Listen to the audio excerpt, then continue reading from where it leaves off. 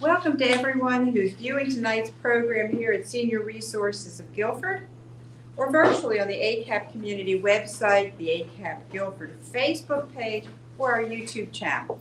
We are so glad you're here with us tonight. For those of you who don't know ACAP very well, let me just give you a very brief overview.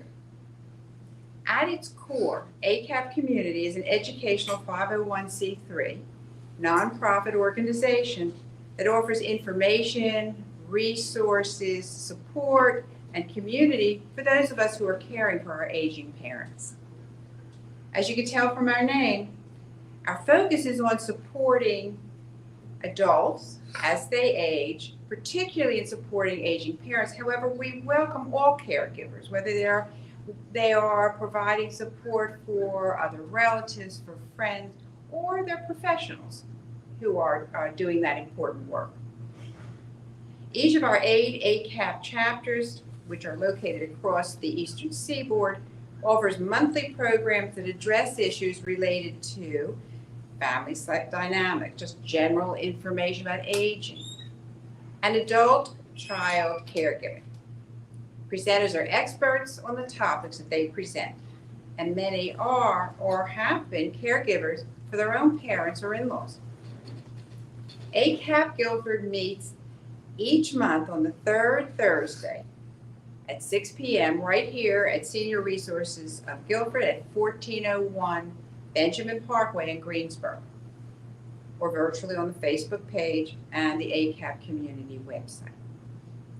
Past programs have been recorded and they are also available on our YouTube channel. We have a wonderful sponsor for tonight. You've heard me mention them already. Senior Resources of Guilford, and Kelly Groff is going to welcome you to this site.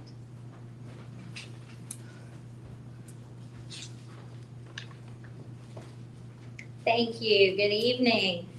Glad to have you all with us, virtually and in person.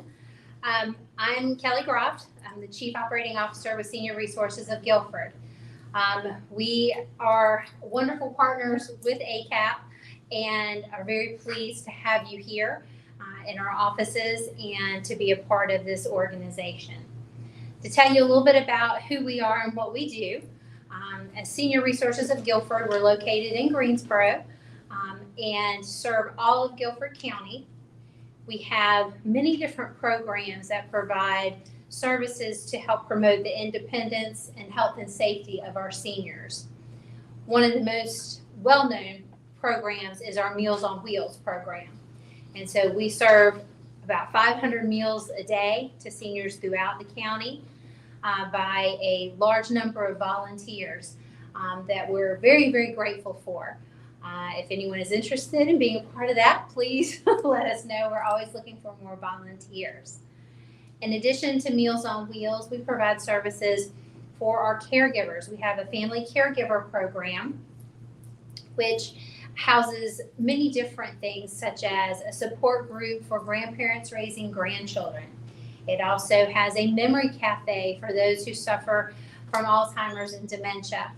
So it's a support group for them and for the people with Alzheimer's and dementia as well as their caregivers. We also have a voucher program where we're able to award $500 vouchers to families for some respite care.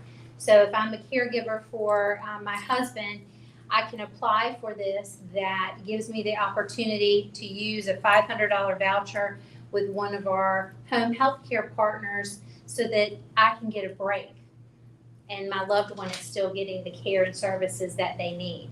That break could be going to the grocery store. That break could be my own doctor's appointment or lunch with a friend. You can use it in whatever capacity you'd like. We also provide services on the outskirts of the county, some rural outreach, where some folks that maybe live outside of Greensboro, the High Point, some don't like to come to the big city, if you will.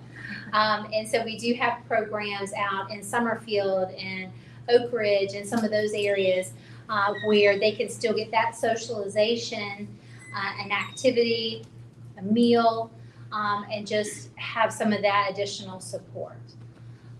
We also provide opportunities for refugees in the area by helping them get their citizenship and also some socialization. As you can imagine, going to a new country, not speaking the language, is pretty isolating. And so we provide opportunities for them to come to our senior center, which is here at our main office, Evergreen Senior Center, and they do a lunch and they do some activities and get to mingle and socialize outside of their home, which a lot of them probably don't have many opportunities for.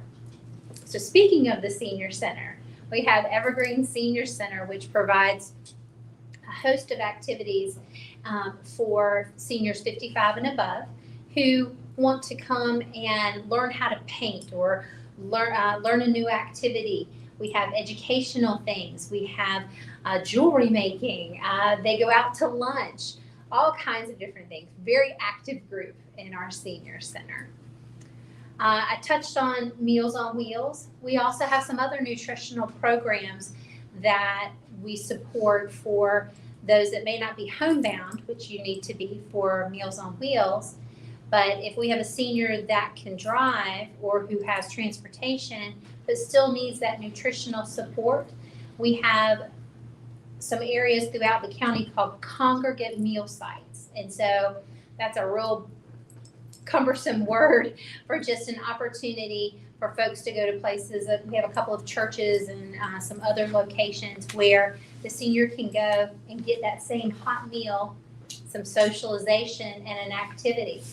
And so that can be a huge benefit for this population that, again, may not get out of the house much. And so we have these congregate meal sites, and we also have a restaurant voucher program in High Point. We work with Peppermill Cafe, and for seniors that are in that program, they get a kind of a debit card that they can get up to 8 meals a month, and they can go to the Peppermill Cafe and use that to pay for a meal. So think about that, where a senior can maintain their dignity by not necessarily letting everyone know that their meal is being paid for, but they can go out to dinner, go out with friends and family, and again, that socialization piece, as well as getting the nutritious meal. So we do all kinds of different things here. That's just touching on some of the programs we run. But the best way to understand and know about some of the resources is through our senior line. We maintain a senior line where seniors, family members, friends, relatives, neighbors can call and say, hey, I'm looking for resources regarding an attorney that can help me work through some stuff with my family. We can give you a list of elder law attorneys in the area that you can contact to get more information and to help serve that need. So our senior line provides resources on all kinds of different topics. Pretty much anything you can think of, we have as a resource. If we don't have it in our data bank, we'll try to find something for you. But that's a great way to learn about all the different programs that we run through Senior Resources, as well as support throughout the community. So that's kind of my spiel on Senior Resources of Guilford. But just know that we're here for anyone who is looking for services regarding seniors, and we're here to help. Thank you. Thank you so much. Thank you for having us here, for hosting us, and thank you for sharing all the wonderful things that your organization does. Let's turn now to our program for tonight. We'd like this to be an interactive program, so if you have a question or a comment, raise your hand if you're sitting in the room, and if you're not, write something in the chat, and we will respond. The topics vary every month. Tonight's topic is one that is incredibly important for probably every caregiver. After months and even years of providing physical and emotional support to people and caring with empathy, there are times when we are just exhausted. We don't know what to do next. And we need to be able to process how we're feeling and find some solutions to how we're feeling. We're very pleased tonight to be able to welcome Caroline Oxford of Hospice of the Piedmont, who'll talk to you about these concerns. Ms. Oxford is a licensed clinical social worker and the Director of Family Care Services at Hospice of the Piedmont. In her current role, she provides leadership to chaplains and social workers across the agency's campuses in High Point and Asheboro.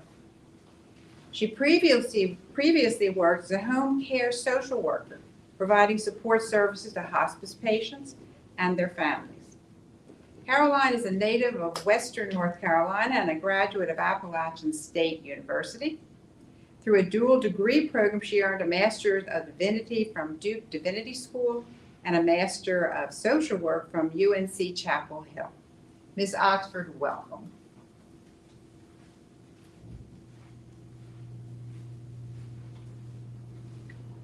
Thank you so much. I'm glad to be here.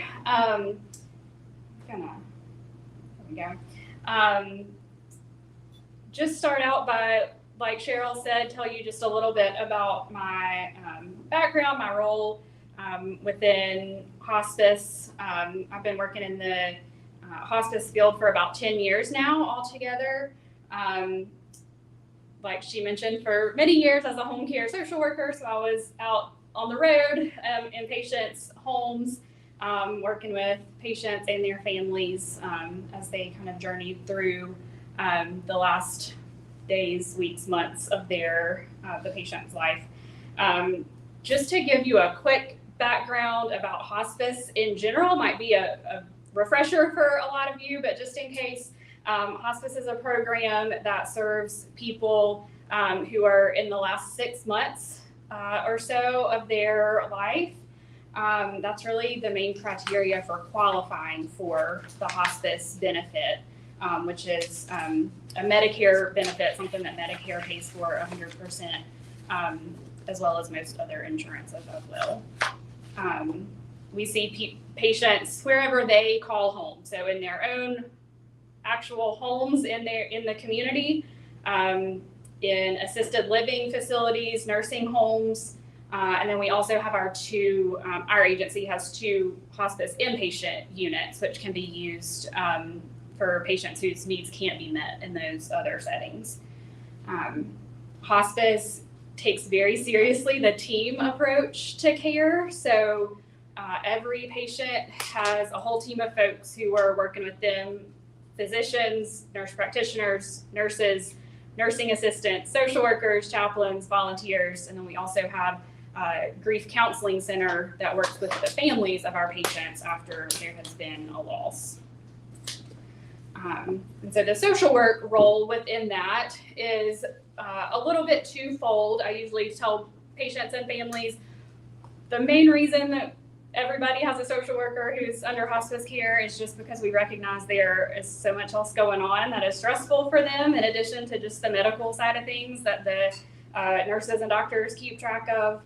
And then also to do a lot of connection to community resources, education, helping transition maybe from home into a nursing facility, or helping folks add caregivers to help them in their home, those types of resource needs that tend to come up.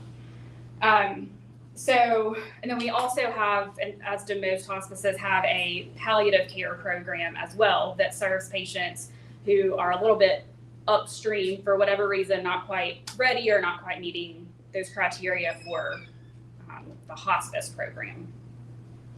So my background certainly informs how I think about caregiving in general.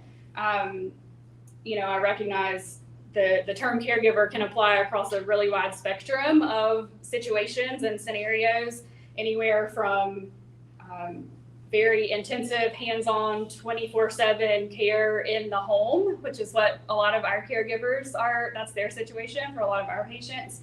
From that all the way to, maybe at the very beginning of a patient starting to need help. They're maybe even living at a far distance, trying to coordinate things remotely, make doctor's appointments, and kind of keep tabs on things, by phone and email. So just that huge spectrum. So hopefully, the things I'll talk about may apply some more to sort of that hospice mindset of very intensive caregiving for a serious illness, but I think certainly will apply across the board.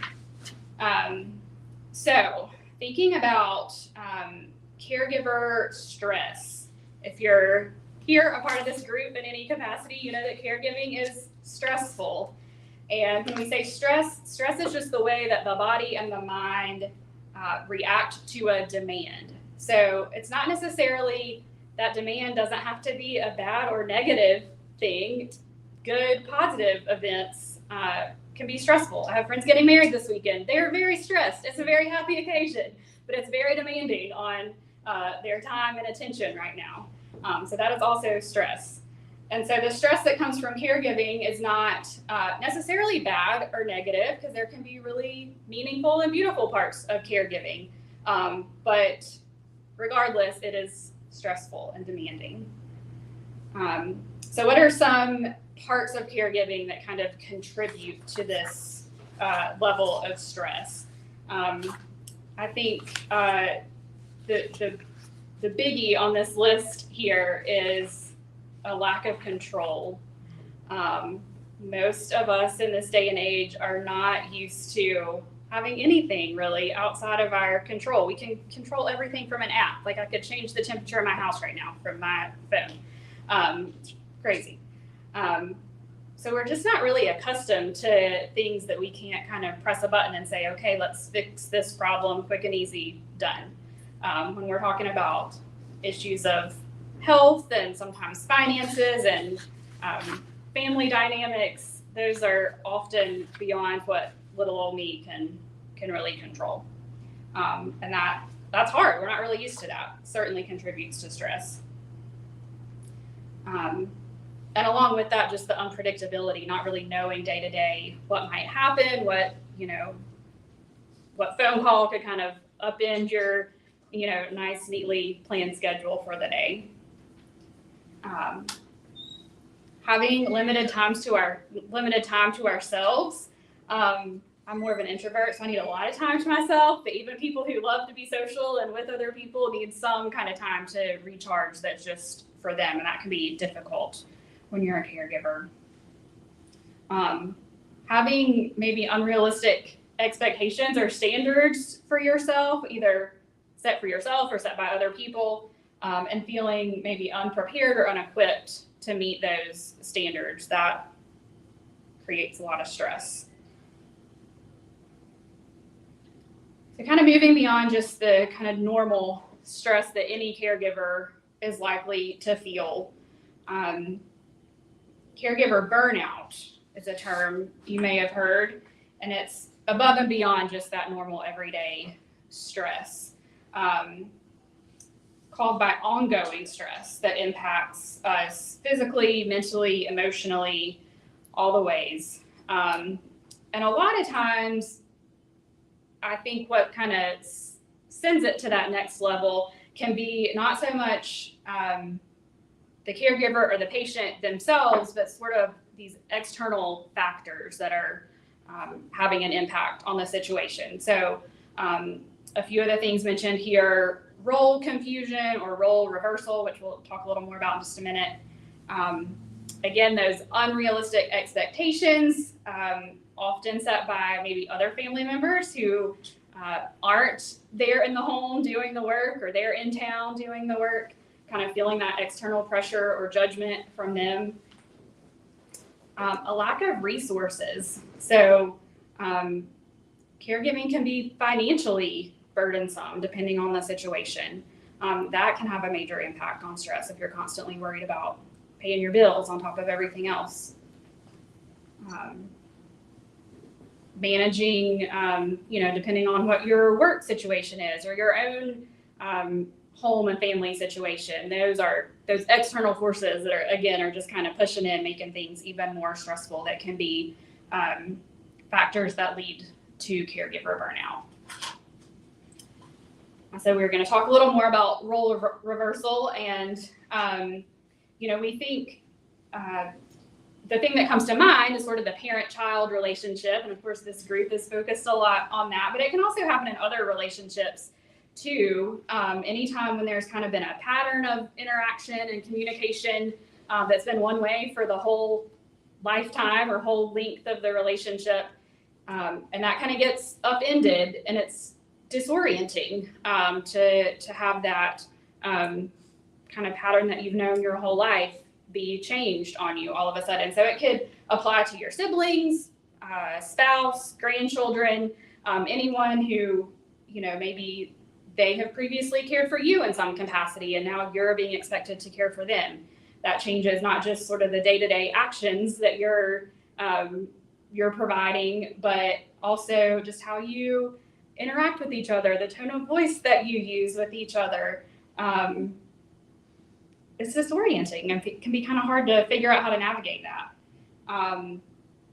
You might find that you're more impatient with each other. Someone's feeling belittled or judged, and then the other person's reacting to that.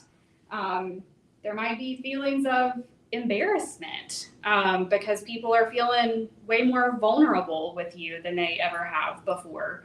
Either physically vulnerable because they're having to physically depend on you, or just kind of emotionally they're having to lean on you in a different way than they ever have before. And that can be hard on both sides. I think it's good to recognize, it's just not one way or one-sided. It's difficult for both sides of that. So some signs of caregiver burnout: denial of a loved one's condition. Maybe you are saying to yourself or to other people, like, oh, they're fine, they're going to get better, they always do this, they always come back out of it, or they don't really need that much help. Feeling anger towards the patient, even if you realize it's not really rational. In your head it's not their fault, but it kind of comes out emotionally as feeling angry or irritable towards them. Withdrawing socially, either because you're dealing with some anxiety or depression or lack of energy or exhaustion, or you just feel isolated and like nobody else understands, so you're kind of withdrawing from your normal social supports. Difficulty sleeping or concentrating. And then the last one is using self-destructive coping mechanisms. So maybe substance use or overeating, overspending, those things that, sometimes some of us are more predisposed than others to kind of being drawn towards those strategies for coping, kind of getting through the day-to-day. So these are just some kind of questions that you could ask yourself or think about as you're, talking with others, checking in with others. It's always good to kind of just stop and be mindful. We can get so bogged down and just going one thing to the next. We don't really take a second to. So a lot of these refer back to the things that we just talked about, but have you had trouble sleeping recently, trouble making decisions? Have you been edgy or irritable, maybe to an extent that isn't congruent with the situation? Have you been crying a lot? Feeling a strain between work and family responsibilities? Have you been physically ill, having health problems of your own that, we don't always make those connections, but that can be, really linked to anxiety and stress and burnout. So always good to, one thing that we might recommend to folks right off the bat is, are you keeping up with your own health appointments, seeing your own doctor and seeing what they may be able to offer you? So how can we avoid these things that are not healthy, not great for our quality of life? It says on here, we can't give from an empty cup. And we also like to say a lot, I brought this book with me that we share with our caregivers called Put Your Mask On First.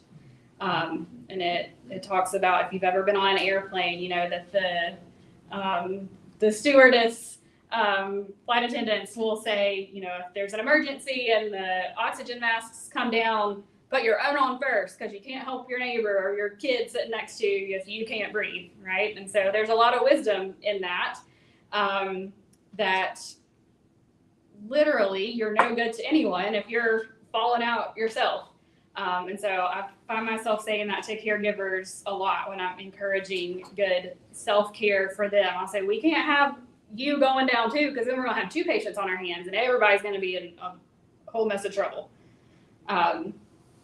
One of the things that it talks about in here a lot that I really like, and it's one of the things listed on the slide, is asking for and accepting help.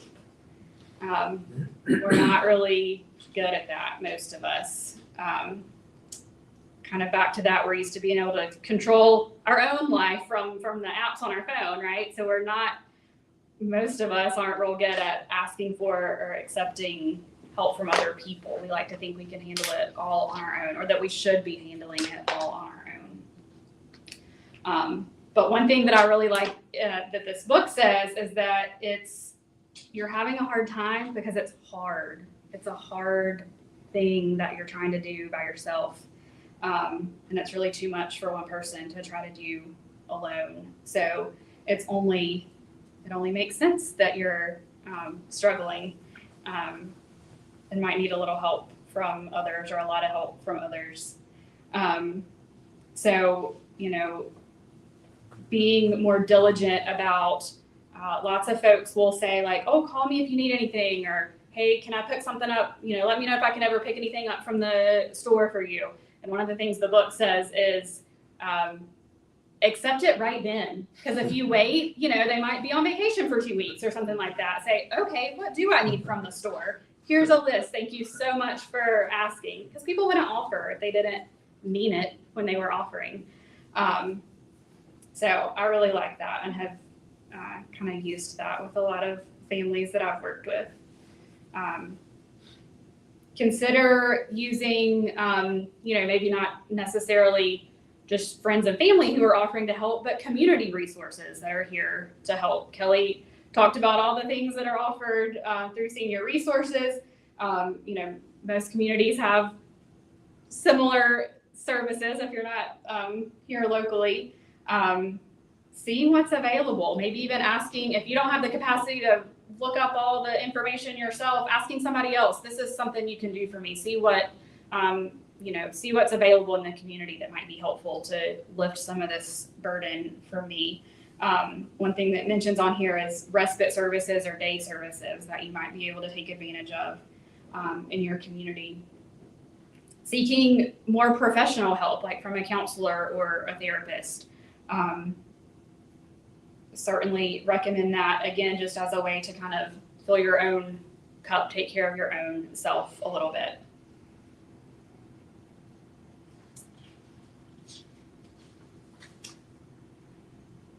So these, speaking of filling your own cup, some ways to improve your own health, well-being, peace of mind. Exercising, of course, not always fun, but really is good for mental health, anxiety, stress, really, releases those good endorphins, all that good stuff. Some people really enjoy exercising. I wish I was one of those people. So whenever that's like suggested as self-care, I'm like, who are you? But it is good for you. And it's, one thing I do like to kind of point out is that self-care, all these activities listed here, all sound very pleasant and enjoyable, but sometimes self-care is not like the fun, touchy-feely stuff. Sometimes self-care is like making your own doctor's appointment, taking your car in for maintenance so that it doesn't break down on you, and then you have a whole other, snowball of problems on your hands. Those things I think are also self-care, but they're not nearly as fun as like a massage or a nap. But a lot of the things kind of listed there are ways to just quiet your mind, kind of reset a little bit, get into a little bit of a different headspace. Another thing I always like to mention talking about self-care is that sometimes it seems a little bit strange that we're telling people who are under all this stress, having, they're like overwhelmed, can't think of one more thing. Oh, but now you also have to take care of yourself. And so while it's true that it's important, I think it's also good to think about how we can take care of each other, or like community care, or I've heard some people say squad care, so community from your people. And sometimes you need to work on receiving that care from your community, and other times we can be mindful about how to give that care to others. Even when we are dealing with something hard ourselves, it can be, I think, beneficial to, if we have the capacity for it, find little ways to help others too. It kind of puts us again in a little bit of a different headspace.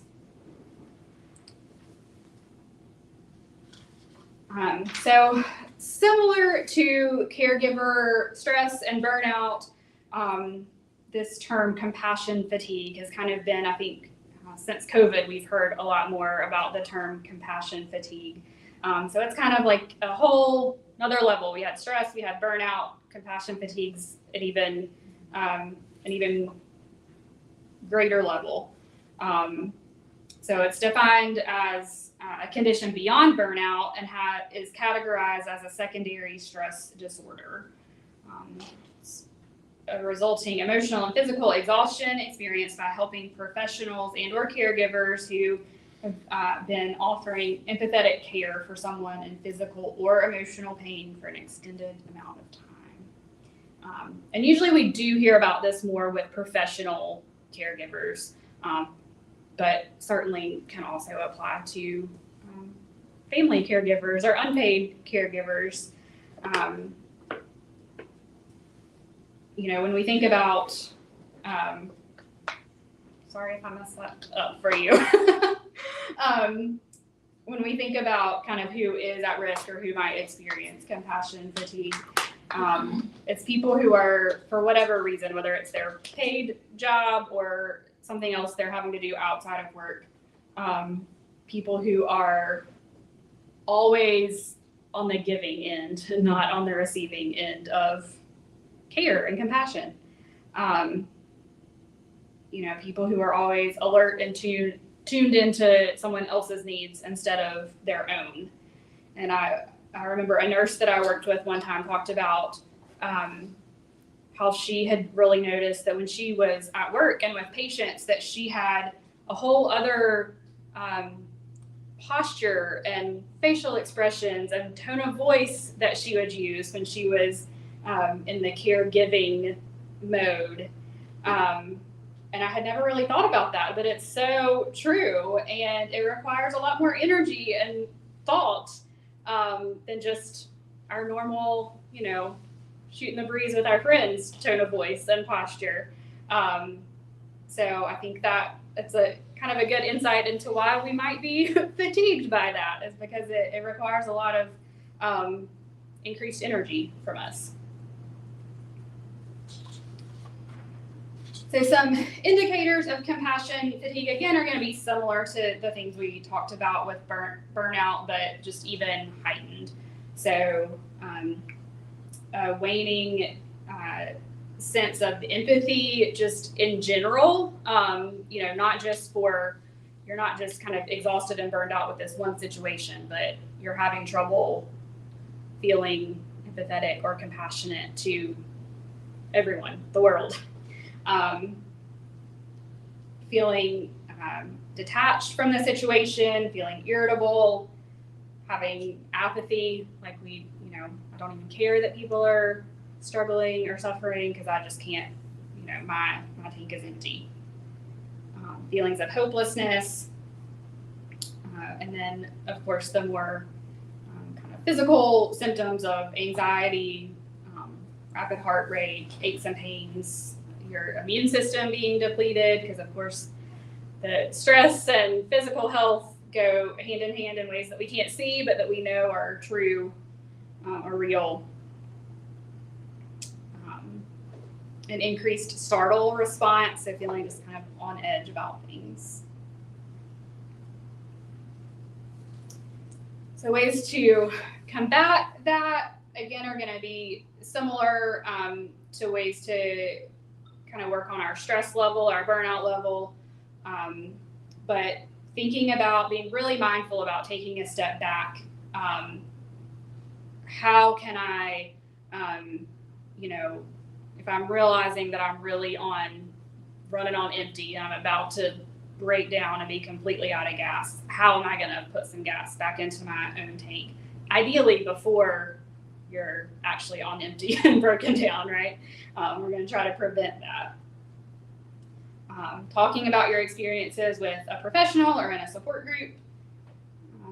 Setting some boundaries for yourself. One thing that I have tried to do in my work is taking a lunch break every day, even if it's in my car, sitting there by myself with music on or a podcast or something that is not related to work, and taking, even if it's not a full half hour or hour, just taking some amount of time that's just to decompress, just for me to literally, replenish my body, put some food in my mouth. Another thing that a lot of folks will do who are professional caregivers, and hopefully you would also be able to find a way to do this as a family or unpaid caregiver, but to be able to disconnect at some point.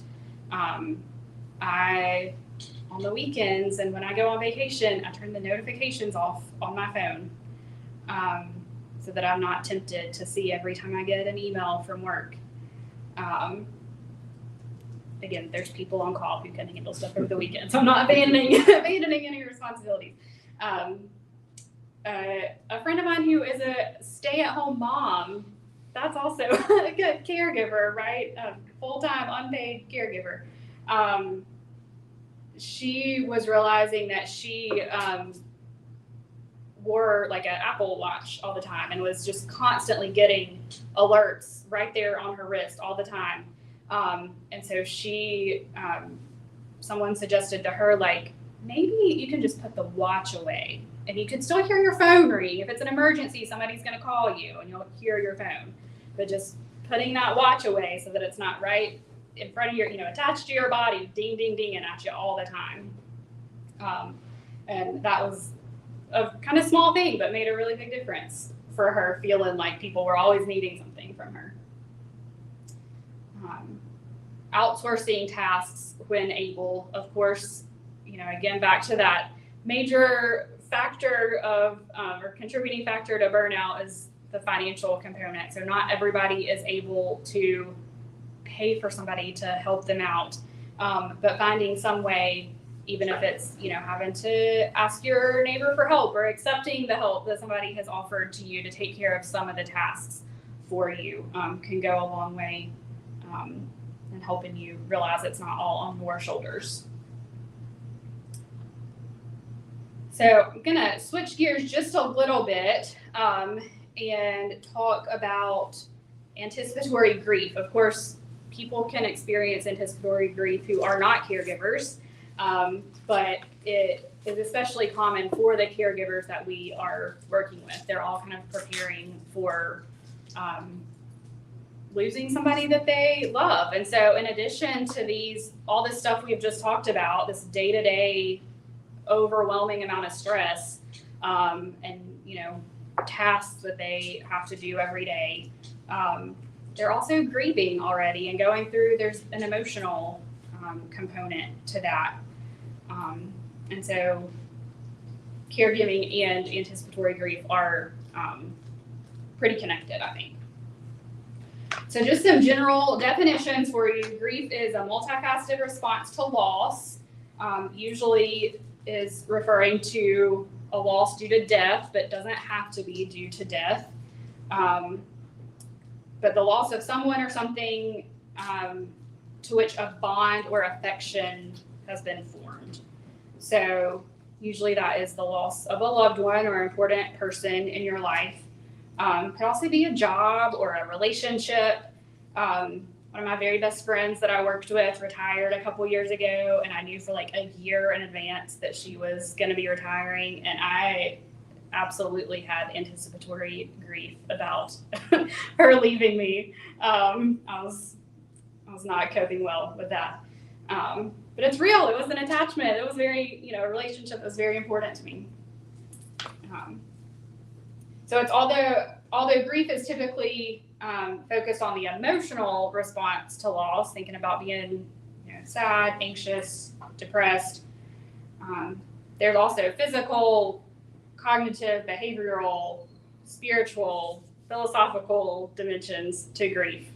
A lot of people talk about having grief brain when they're going through a loss or something really difficult. They can't concentrate. It affects their thinking. Certainly, we know there's a lot of connection between our spiritual beliefs and outlooks and our thoughts about death, dying, the afterlife, what happens, where do we go after we die. Also can be a lot of questions that go along with that. What does happen after we die? Will I ever see my loved one again? There can be rituals that are important to some people and certain traditions that go along with the end of life. So then bereavement refers to the period of mourning a loss, especially after the death of a loved one. And it can begin prior to the death. And this is really important. Everybody grieves in their own way. There's no manual on what's the right way to do it or the best way to do it or what's going to get you through it faster. And I will tell you that I think it's the number one cause of conflict in the families that I work with is that people are just grieving in different ways. Maybe I am keeping it all bottled up inside, don't want to talk about it, avoiding the situation because I just can't deal with it right now. And my sister is constantly sobbing hysterically and grieving very openly and outwardly and wanting to talk about it all the time. Well, you think we're going to be seeing eye to eye about how we're taking care of our parent? No, probably not. And so it's, people are under a lot of stress, so they're not necessarily giving each other the benefit of the doubt there that, my sister's just doing what she needs to do to get by. I'm doing my best to cope how I can. And it's okay that those are different. They don't have to be the same. There's no right way.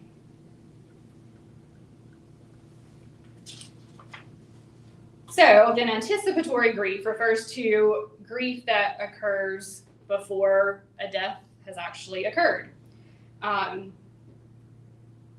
We can be, thinking about, of course, the loss of a life, but also the loss of a sense of companionship, loss of independence for the person who is dying or who is ill, loss of abilities, whether physical or mental. Can be already kind of grieving the changing roles within a family or a relationship. The loss of kind of future hopes and dreams. Maybe there's, a trip that we always thought we were going to go on when we retired, and now we're realizing that's not going to happen. Or, sometimes people will be really trying to hold on and keep it together to see the birth of a grandchild or a marriage or something like that. Those are all things that we grieve. So it's a necessary period of preparation. You're never ready or completely prepared to lose somebody that you love, but it is, it's not something that we can just ignore and not think about the fact that we're losing someone until they're actually gone. There's a lot of reasons that anticipatory grief is just kind of weird and hard to even know how to talk about and process and get through. The loss is uncompleted. The person is still there, but we know what the end point is. And so this creates kind of a sense of limbo, not really knowing how to wrap your mind around this. They are still here, but we're grieving their loss. And that's exhausting to be bouncing back and forth, not really knowing how we're supposed to feel There's always kind of this like underlying unease or suspense about what's going to happen, what is the endpoint going to be. But of course, the endpoint eventually is going to be death. We just don't know when that's going to be. And so, of course, there's been research done on these topics and suggests that anticipatory grief isn't a substitute for grief later on. It doesn't, if you have a long period of knowing that a loved one is going to die, it doesn't necessarily shorten or ease your period of mourning after the actual death has occurred. And not everybody has the opportunity to, kind of be preparing for a death. Sometimes people die in accidents or some other acute event. And it's not better or worse because you knew in advance. It's just different in how you're kind of coping and processing. So both patients and their loved ones can experience anticipatory grief. It's not just for the families. The patient is likely grieving their abilities, like I mentioned before, their loss of independence and control over their own bodies, grieving maybe plans that they had made for the future. They also, and I think this is like the biggest one, is they're grieving for their families. They're worried about them and how they're going to cope.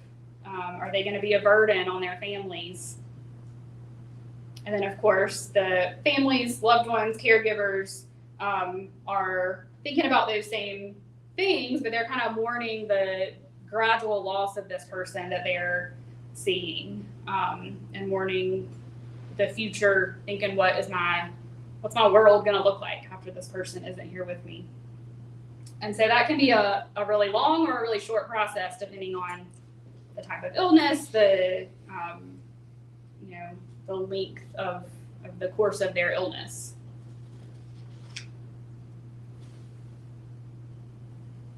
So it includes mourning for past, present, and future.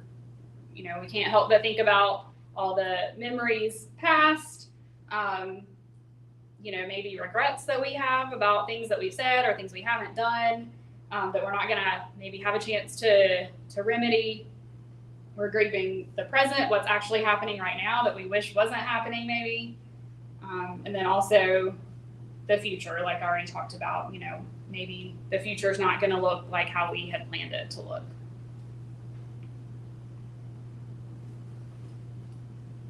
So some things that are kind of common to go along with those feelings of anticipatory grief can be a lot of fear, worry, anxiety about, is the person going to suffer? What is going to change about their health, their condition, their care needs that I'm going to have to now address? So much uncertainty. People always, want to know how long does this person have? And we, medical folks who do this work can give their best guess, but we always say we don't know. Nobody has a crystal ball. There's just, even for us, so much mystery, so much unknown. People frequently have guilt about different things or things they wish that they should have done or should not have done.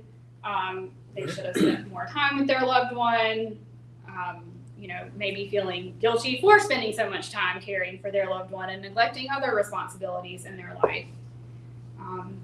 A lot of times, if somebody's been caregiving for a really long time, and this has been just a long, arduous journey for them, there's a sense of relief about knowing that someone is close to the end of that journey. But then quickly followed by that is usually guilt about feeling relief. But feeling relief is totally normal, reasonable, understandable, especially after an illness or a caregiving situation that has just gone on and on and on. Of course, feeling sorrow about if the person is suffering or if they, sorrow about the future without that person, feeling angry even at the patient themselves, at God, at sometimes the medical community. Maybe there was, something they feel like could have been done differently by a medical professional, and we wouldn't be here in this situation. And then I think I mentioned before, just loneliness and isolation. You know, culturally, we're not great about talking about illness and death and grief for anyone. We kind of like to just like bottle that up and push it to the side, and nobody else, you know, look at it or talk about it. And so then when it's just anticipatory grief, there's a little bit even more of a stigma of the person hasn't even died yet, and you're, you know, feeling all these feelings. We don't have a great cultural language for that or understanding of that. So that can lead to that isolation and loneliness piece of just not feeling understood or accepted for how you're feeling. Common questions that families or caregivers will ask kind of as they're doing those mental gymnastics, that limbo that I was talking about. Like I said, how much time do we have? Am I going to be okay? How will I cope? Am I doing all I can do or doing the right thing? Will my life ever feel normal again? How long does it take to get over a loss? Again, back to that, we want to plan and control it. Like, okay, give me the timeline. But everybody is just different, and it takes however long it takes, and you feel how you feel. And so what are some ways to kind of work through those feelings of grief? It's not going to fix the big hard thing that we're losing somebody, but there are things that we can do to kind of just process it a little more than keeping it all inside and pretending it's not there. Allowing and kind of naming those feelings is the first step to not just keeping it inside. There's a lot of power in just being able to name what you're going through. Taking time to examine unresolved issues, having conversations with your loved one. This can even be written down if that is easier or more helpful than having to say things out loud that might be hard to say. There's, I can't remember the author's name, but there's something we talk about a lot. That's the 5 things that are helpful for to be said as someone is nearing the end of their life. And so, I love you, thank you, I'm sorry, I forgive you, and goodbye. And not that you're just going to run down those lists and say those things, but those are some kind of conversations, things that can be really meaningful and powerful and important to have with loved ones. So another thing that can be helpful to do is just to look at kind of legal and financial matters and work through those. That is one thing that can be a little bit controlled. If you have the time and the capacity to work on those things, just to know that those matters are handled prior to a loss. And that can give you kind of a sense of accomplishment and control to, have some things in place, even if everything else is all chaos. Educating yourself about what to expect from a certain disease progression, ideally from, good trusted sources and not just Google. We do a lot of education about what folks can expect. And then creating memories with the family member, things that will be just kind of pleasant to hold on to. I always think I've had more than one patient who said that they just love Christmas time and putting up Christmas decorations. And so they and their families might put up Christmas decorations in June because that's their favorite time of the year. That's what they want it to look like in their house. And so why not? And then their family will always remember when we put up the Christmas tree in June for Mom. That was really special. Taking photos and videos, doing life review, asking people, to kind of reflect on their life, maybe asking questions that you have never asked your loved one before, but you think, it's the things that like as kids and your parents and grandparents try to tell you, and you're like, yeah. But then when you get older and you're like, oh, I should have asked more questions about that because it probably would have been actually really interesting to hear what they had to say. So asking to, tell stories about that, sharing pictures or mementos, even talk about sad events that have happened in the past to just kind of process those together. Again, kind of thinking about any unfinished business conversations that you might want to be able to have before it's too late to have those conversations with the person. Sharing out loud, if you're comfortable, hopes and fears about the future. Reaching out to a religious or spiritual leader for, it says on here, spiritual companioning. Some traditions have certain rituals at the end of life that can be very comforting for folks. Nesting, we think about nesting as when somebody's about to have a baby, but I could give you a whole presentation about how preparing for death and preparing for a birth, there's so many overlaps. So nesting, thinking about kind of putting things in your space in order, creating a comfortable and peaceful space as much as you can. Talking about the loved one and talking with the loved one, sometimes we tend to, it becomes like the elephant in the room. But remembering to engage them in conversation, talk with them and about them, and then celebrating and memorializing them, of course, would come after a loss, figuring out how to do that well to honor that person. And really quick, I came across this, too late to add it in my slides. It's just a short little poem I came across this week that says, "You can be sad that the sun is setting, but still cherish the light of the golden hour." So I thought that was really meaningful and appropriate for what we were talking about tonight. Happy to answer any questions or any comments or thoughts that anybody has. Do you have a website where the essence of what you put on the screen shows up? We definitely have a Hospice of the Piedmont website. I don't know that there's anything that specifically comes up in this format like the slides were, but there are a ton of resources on the website. And I have business cards with me, or I think these folks have a way to maybe share that information with y'all.